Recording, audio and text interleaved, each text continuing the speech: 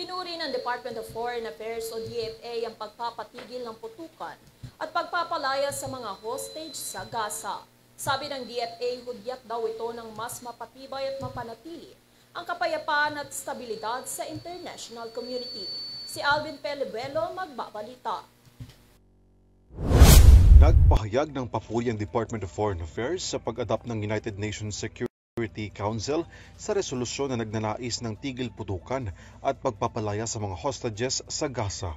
Ayon sa DFA, ang resolusyon na muling nagpapatibay sa hangarin ng international community at upang mapanatili ang kapayapaan at stabilidad sa rehiyon.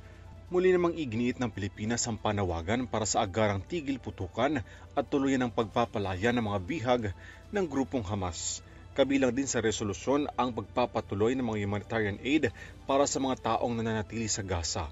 Malaking tulong umano para sa DFA ang pagpapatupad ng resolusyon upang maibsan na ang pagdurusa ng mga inosenteng sibilyan na nadadawit sa sigalot sa pagitan ng Palestine at ng Israel. Sabi pa ng DFA, patuloy na titindig ang Pilipinas sa pagpapanatili ng stabilidad, seguridad at kapayapaan sa rehiyon. Nagsimulang atakihin ng grupong Hamas ang Israel Oktubre noong nakarang taon.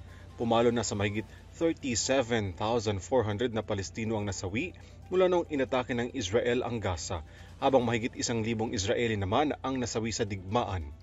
Para sa EuroTV News, Alvin Pelobello sumasaludo sa bawat Pilipino.